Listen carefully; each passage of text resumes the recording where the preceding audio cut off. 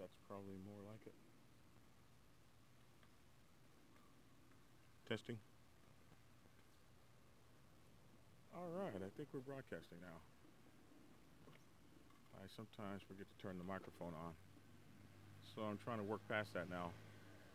Hello, I'm Black Dragon, and wanted to talk to you guys for a few minutes about a subject that I've been seeing this going on quite a bit on the newsreels here lately, especially in the States. So we're going to talk about the subject,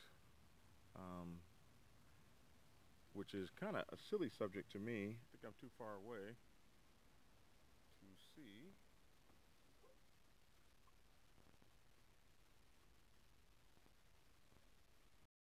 I can't believe that it's actually happening, but it does seem to be happening quite a bit. So there are a lot of people out there who are being killed over their colors. So we're going to talk about that for a few minutes. But for those of you who don't know me, I'm Black Dragon, and welcome to my YouTube channel. And it's really kind of cool because I'm just about to hit 3,000 viewers, which I thought was really kind of interesting. I never figured that I would have that many people. A friend of mine, Dibber, just went over 10,000 people. So I think that's kind of interesting that you would actually. I never thought of that before. I keep saying my network is bad. Let me see if I can't do something here. Oh, that's why. Okay, that should be better. So anyway, I've been doing this show now for almost, or right about a year, maybe 10 months, something like that. So it's been kind of interesting, just trying to share things on my mind that affect the motorcycle world, which is something that I love. Take a shameless few moments to plug my books, Prospects Bible, which is how to prospect for a traditional motorcycle club, Prospects Bible for women's motorcycle clubs, Sergeant at Arms Bible, which we'll talk about a little bit today, and of course the Public Relations Officer's Bible. My next Bible coming out is the President's Bible. Everybody's been asking me for it, so I'm finally going to do it. I'm going to do something a little different this time.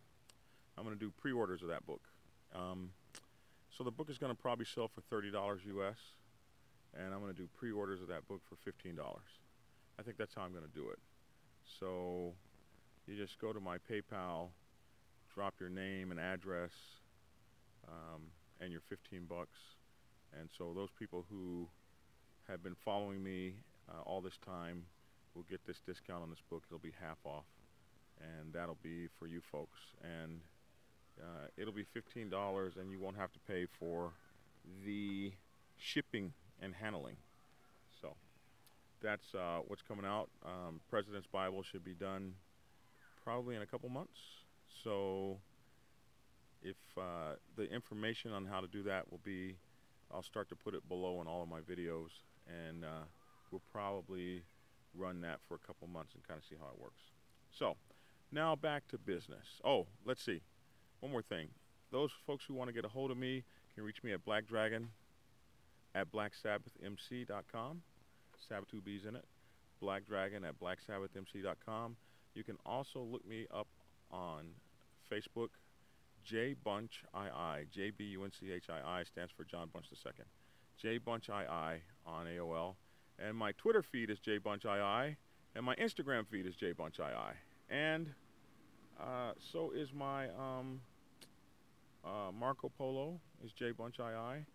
And do I have something else? I have that other thing. I forget what it's called. The one that the kids use. It's also J Bunch II. Oh, and I'm also J Bunch II on Skype. So there's a whole bunch of ways to get me. So what I want to talk about today is club brothers killing one another over colors.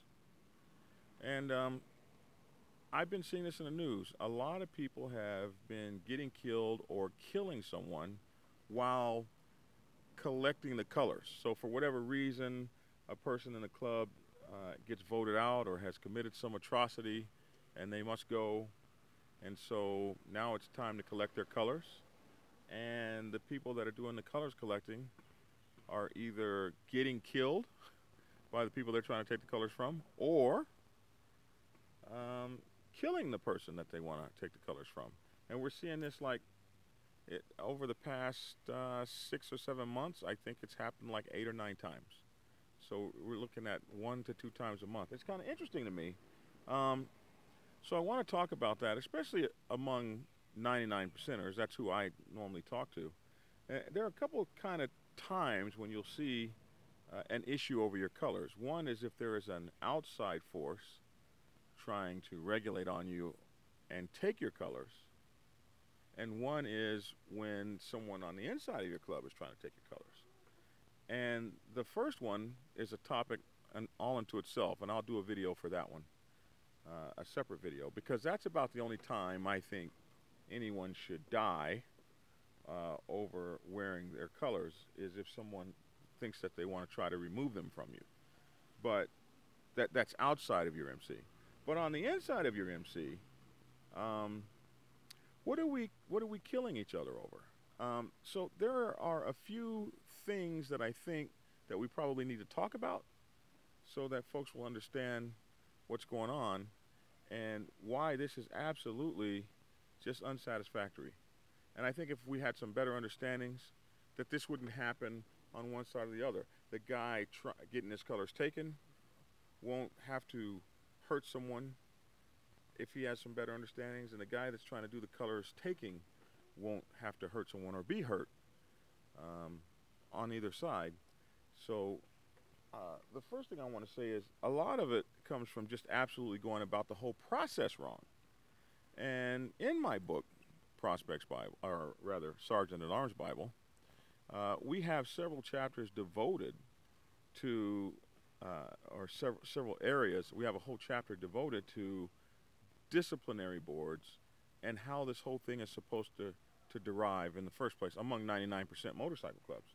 So the first thing you got to think about is, for many clubs, they start off wrong. There's no education process, an education process that teaches the members, the prospects and the hang-arounds from the cradle, like who the colors belong to. I have talked to so many folks who have told me, those are my colors, I paid for them. That's my vest, I paid for it. That's my cut, I paid for it. And a lot of times when people say paid for it, they don't mean just in money, they mean in blood, sweat, and tears. So I did a video called How to Run Motorcycle Clubs Day to Day, and I was talking about new motorcycle clubs. And in that video, I looked at an old club, the Boost Fighters, that have been around forever. And we took a look at their bylaws from 1947. And even in those bylaws in 1947, it was very clear that when you left the club, you had to give your sweater back.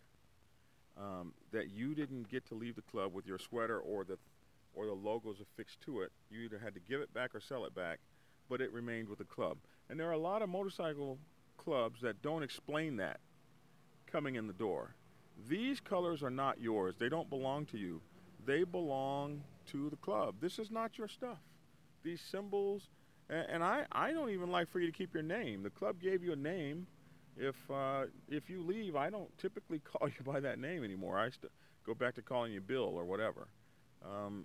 So if we put you out or if you leave, it's common that we take everything. But most especially our colors, our jewelry, you either have to melt this down or crush it, destroy it, or sell it to a member in the club that wants it. You don't get to take that. These colors don't belong to you. They're not your intellectual property. They belong to the MC. And when you don't get to put them in your shadow box or keep them as a memento. These are ideas that are unfamiliar to motorcycle clubs. So if you're new to the motorcycle club world, the first thing you have to understand is it doesn't matter all the stuff you're thinking. It doesn't matter. I put in blood, sweat, and tears. Listen, I prospected for years and years and years. It was pretty close to 5 years is how long I prospected. And in that time, I had my prospect patch taken from me many, many times. I was suspended many times, countless. And when the suspension came up, it was time to give the colors up. And it was just that simple. If the sergeant at arms said, put your colors over there in the safe and we'll see you back in 2 months, that's what it was. So if you, from the gate, from the beginning, walking out the door, when the person walks in the door, you say, hey, understand this. I don't care if you prospect for 5 years. I don't care if you paid the club's bills. If you're a rich prospect and you came in and you paid for us to have the clubhouse for the next 2 years. There is no amount of money, sacrifice, blood, sweat, or tears that makes these colors yours. These colors belong to the MC. And if you're no longer in the MC, you have to give the colors back. Now, there are a couple of, and it doesn't matter if you're the founder, doesn't matter if you're the president or you've been president for 20 years. None of that matters. You got to give the colors back. Now, there are a couple of instances where you might not have to give the colors back. One is if you serve enough time to retire and your club retires you, then there's typically, you will typically keep your colors. You're someone that could probably put your colors in a shadow box. There will be some stipulation as to when and where you can wear those colors. Like in some clubs, it's a case-by-case basis, or maybe only on the yearly anniversary. The idea is if you're not paying dues, you're not wearing colors. The other instance is if you're voted in as a lifer, if you make the quote-unquote lifer designation, if your MC even has that. So if you become a lifer and you get a lifer patch or something like that, it's on my other jacket, then you would be a person that would not lose your colors typically and would have them forever. But other than that, your colors go back to the MC. So if you have that understanding going in, then it's not a culture shock when you tell somebody, hey, buddy, we're coming to pick up your colors. And that'll be in your bylaws. And if it's not in your bylaws, you need to put it in your bylaws. But that's another thing that we have to talk about, is because so many clubs, especially new clubs, don't even have bylaws. Or you have members that don't have bylaws. If you're a club and your members don't have bylaws, well, that's not traditional. You're not doing it the traditional way. Bylaws are the right of each individual brother. He has a right to have his own set of printed bylaws. And any MC that doesn't want you to have bylaws, to me, is suspect. I had one guy say, well, our bylaws are on our GroupMe page, and they change every few days. Yeah, if you don't have printed bylaws in your hands, somebody can change the bylaws on you. Some rule would be one thing one day and something the other day, and it would sway to the mood of the individual. So I'm always suspect when I hear someone, a lot of times when you guys call me up about club problems, my first question is, well, what do your bylaws say? And if your answer is, well, we don't have bylaws, or they never gave me any, or I have to go to the sergeant at arms and let him show me the bylaws. If you're in a 99% club, why can't you have a copy of your bylaws? Why can't you see your bylaws? It's crazy. When should someone get bylaws? Sometime during their prospectship. Why would you prospect and cross over into something and you don't know the bylaws? Well, we're going to give you the bylaws after you cross over. Why would I cross over into something that I don't know what's expected of me? That doesn't even make any sense. Sometime during that period, you're supposed to have seen, held, read, touched your bylaws so that you can agree with them, so that you can say, oh, this is something I can live by. So if we're addressing in our bylaws the basic tenets of motorcycle protocol and what happens in our motorcycle club day to day, if we're addressing that in our bylaws, then we don't have this culture shock, this shock, like, hey, buddy, we're coming by to get your cut. That's my cut. I paid for it. No, it belongs to the club. And you signed right here. Remember this signature right here? You signed right here saying that you understood that, and we explained that to you, and we went into great detail to explain that to you. So now you've been voted out of the club, and your cut comes back to us. Or if not the cut, the patches come off of it. The sergeant at arms will be by to cut off your patches and bring those back to the club. You can keep the vest, but the symbols belong to us. Even the tattoo on your arm belongs to us. That's our tattoo if it says Black Sabbath on it, and we need this to be covered up or cut off, burned over, lasered off, one of those things, to give us back. You know, we want our toys, and we're going to take them and put them in our toy box and go back home. Another problem that some of you guys have is taking colors from someone is a traumatic experience. I don't care how big they are, how tough they are. I have seen grown men break down and cry like babies. I mean, we wear this stuff everywhere we go. Our girlfriend doesn't like it. Our wife doesn't like it. Our jobs don't like it. Our families don't like it. We put up with a lot of ridicule, a lot of strange people looking at us, cops pulling us over to find out where you're going and what you're doing. We go through a lot to wear these stupid colors. But that means that they mean something to us. So when you go up to a grown man and you're going to take his colors from him, that's a very traumatic experience. And there are ways in which that needs to be done. Respectfully, non-confrontationally, is that a word? With you know, it should be non-confrontational. Maybe that's the word. It should be with the utmost care and kid gloves, with understanding. Even if you don't like the person, even if they never came to a meeting, even if they were a POS, and you really just didn't care for them, or even if they did something horrible, like stole from the club or messed with another brother's wife, or any of those things that can get you thrown out. The throwing out of the person, the actual throwing them out of the MC, is devastating enough. Why have an attitude about it? Why treat them like garbage? Why snicker and the things that we do? Why do those things? Because those are bad things to do. And they cause consternation, they cause stress. And when you put stress on a fracture, a lot of times the fracture breaks. So what you want to do is get your colors back and move on to a different phase. Okay, it was nice to have you. It was, you know, or maybe it wasn't so nice to have you, but you want to get your colors back respectfully and make sure that everything is good. There's no hard feelings. So you're not looking over your shoulder. So there are some things to think about when you're collecting someone's colors. And the whole process, I dedicated some space to it in my book, Sergeant at Arms Bible, because it's the Sergeant at Arms that should be handling this. And we talk about, first of all, the Judicial or Disciplinary Board. How you take someone's colors is important.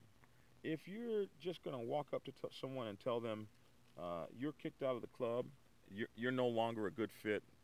One of my presidents did that to someone before, and we had to deal with that. You know, a president is not a god. There should be a disciplinary board. There should be a trial, a hearing. You get to present your case. You get to face the people that have accused you of whatever atrocity that you've committed. You get to present your evidence. You get to argue in a fair and balanced way in front of people that are not involved in the case. So, you know, if the president said you slapped him in the face, the president can't be the judge, jury, and executioner. Maybe he needed to be punched in the mouth. So there needs to be a fair process that's established long before you get to the process, so that a person would be able to open up his bylaws and know exactly what's going to happen to him with the Judicial Board. There should be, we talk about quite a few things in here. in terms of what there should be. And those of you who have my book, it's on page 64 is where it starts.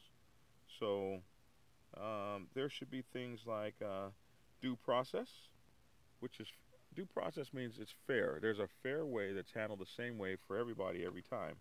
Uh, we talk about the elements of due process. So you can say have due process, but what are the elements? What are the pieces that a person needs to have so that you know due process has been followed? And this is, I say this, and this is normal stuff.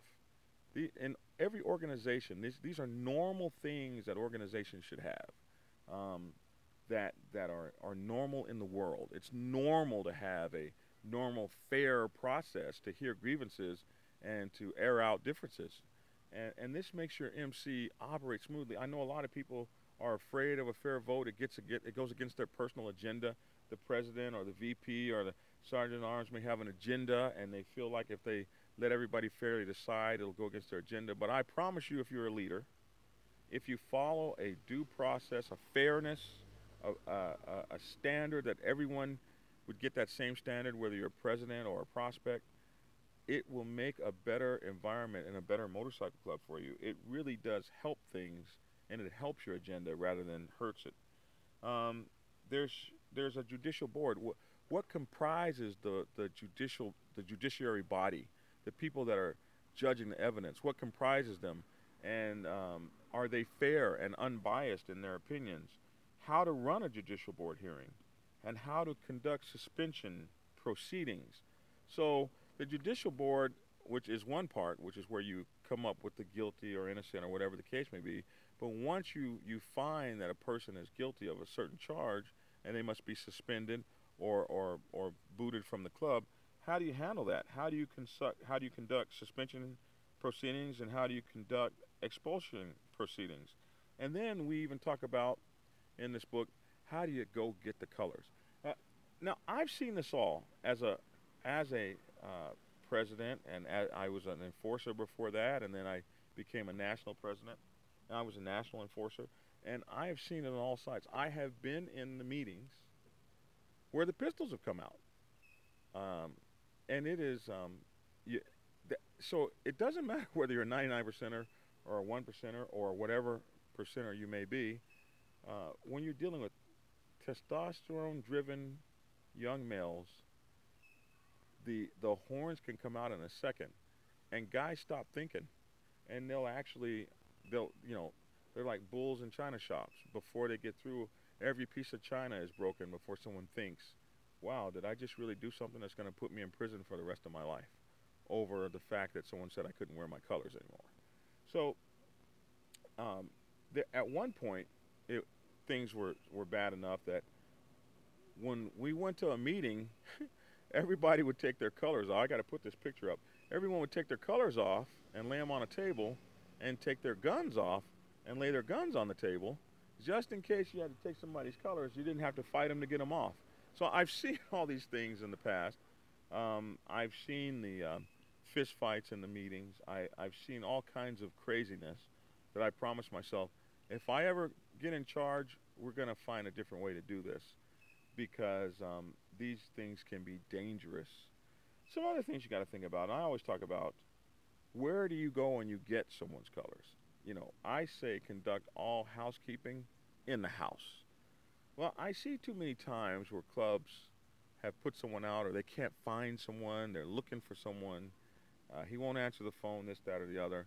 So now you're down the street at such and such's clubhouse at their annual party, and in walks this foolish person as though he has no issue with the club whatsoever, and he walks in full colors.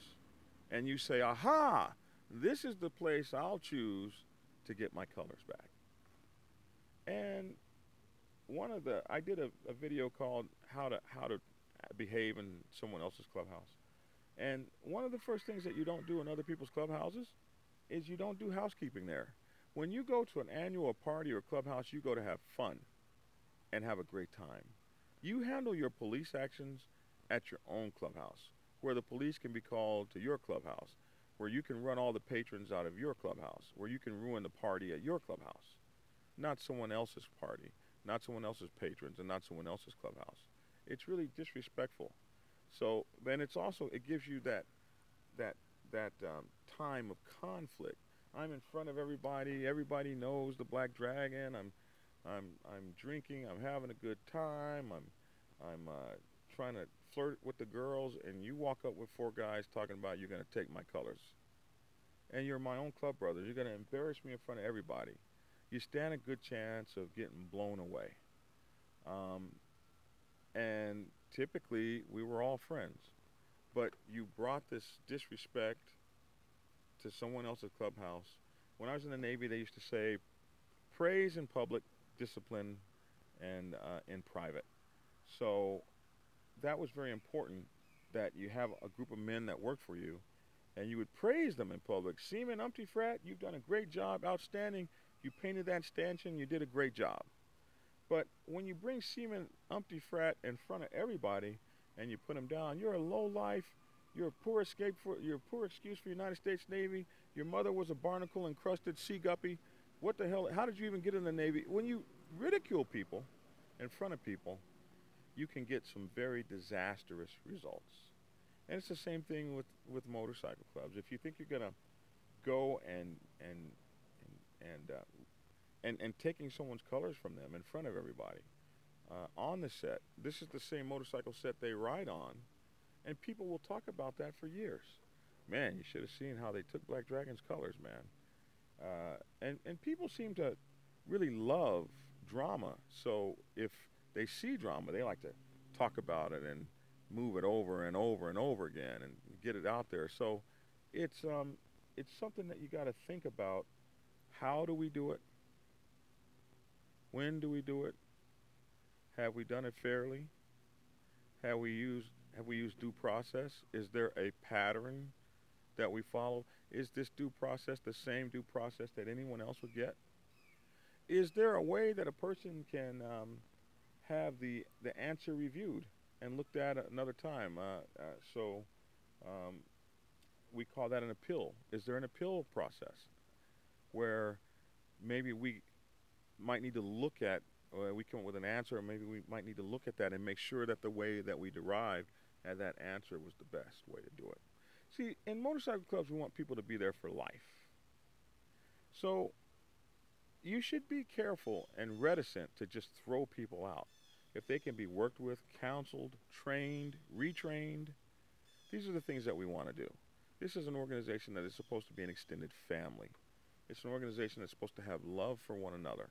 And people fall in and out of problems. If you're running through a bunch of people in your motorcycle club, you have a motorcycle club that's not going to last long.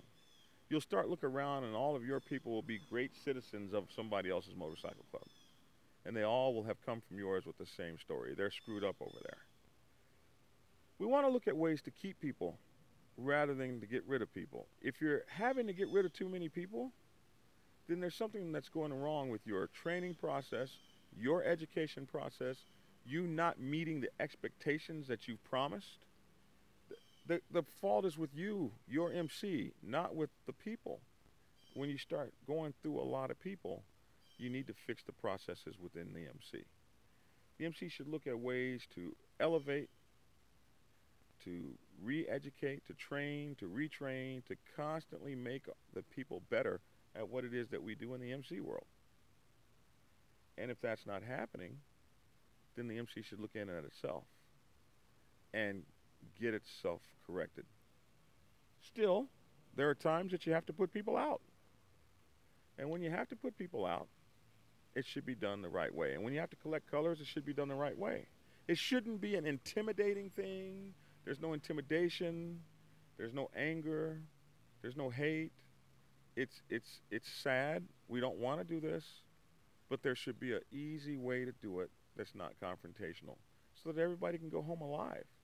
And if it starts to turn confrontational, let it go. We'll get our colors back. We got plenty of time here. You can't wear, where are you going to wear them to? We just tell everybody he's not Black Sabbath anymore. Don't even let him in your clubhouse if you see him with those colors on. We're working on getting them back. We're just trying not to have to hurt anybody. And you'd be surprised. Sometimes after a person thinks it over a little bit, they come to the realization that, hey, these colors, I can't do anything with them anyway. you can have the colors back. Is there a way that I can work to get them back? So these are the kind of things you want to do, and you want to give people options rather than put them in a situation where they feel like they have nowhere to turn except to blow your brains out because you're screwing with them about something. Especially people, and you know, we see these people, and we know early that they're not going to last, but we keep making excuses for them. A lot of times, if you get rid of those people early on in the process, especially people you can see, like, man, this guy's just not getting it. Well, why did you let him go through the process and get his colors in the first place? Does that make any sense? So think about these things as you move forward in your MC career.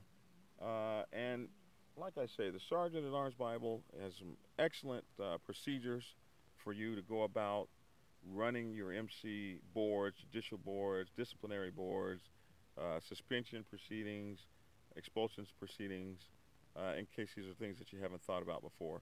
But due process, being fair, treating people fairly, treating people with respect, these are things you learn in kindergarten. These are the basic things. And if you do these things, 9 times out of 10, your wife doesn't have to go to your early funeral in your 30s, 40s, 20s, early 50s because you got into a fight with guys that are supposed to be your brothers over something like the colors on your back. See, inside the family, we don't need to be killing each other. We don't need to be fighting each other. We don't need to be beating each other down. We need to be respecting one another, uplifting one another, and treating each other like solid gold. And these things can be accomplished if you put your mind to it. So, I think that's my rant. It's about 30 minutes long. And I appreciate you guys for taking the time to listen. And those guys are sharing my videos. I appreciate that. So many of you guys are buying my books from all over the world. It's just absolutely humbling. And to know that there are guys in Australia and New Zealand and Canada and Romania and stuff like that that are watching and buying my books, and that's just crazy to me. You never really expect that. You do your thing, and if people like it, then you're very happy. I have a lot of people who don't like it too, but for the most part, it's just really exciting. So, like I say, my next book will be President's Bible. I was going to wait till that was going to be my last book, actually. I was going to write the Secretary's Bible and Road Captains and all those first. But the presidents and other people have been calling me and telling me that the next book should be the President's Bible. So I'm going to write that next. And like I say, I'm going to pre-sell it for $15, which is going to be half of what the U.S. cost is going to be. And I'm going to do that for these folks that are watching my videos. And so it'll be, my PayPal thing will be in the bottom down there. And if you click on it, send me your $15, your name, address, email address, and put President's Bible there. And then I will send you an email to let you know when the book will be out and when you can expect your version. Alrighty. So it's 80 degrees in Georgia on a Sunday. And I guess I'm going to stop talking and get to riding. I'm back on my fitness thing, so you guys will see me working out and doing my walks to get skinny. So those of you who want to walk with me, make sure to get skinny with me. And we appreciate you. Please share my YouTube channel. Please subscribe to it. And you can, again, find me JBunchII on Facebook, Instagram, Twitter, and Skype. And then there's that other one where it does the quick video. I forget the name of that one. But all those are down below, so you can reach me that way. And Black Dragon at Black Sabbath MC, Black Dragon at blacksabbathmc.com if you want to send me an email. I think that's it. Any questions? I don't say that I have any questions up there. So you guys all have a great day, great Sunday, and get skinny. I got to get me somebody that, when I say cut, that'll actually turn this on. It's ridiculous.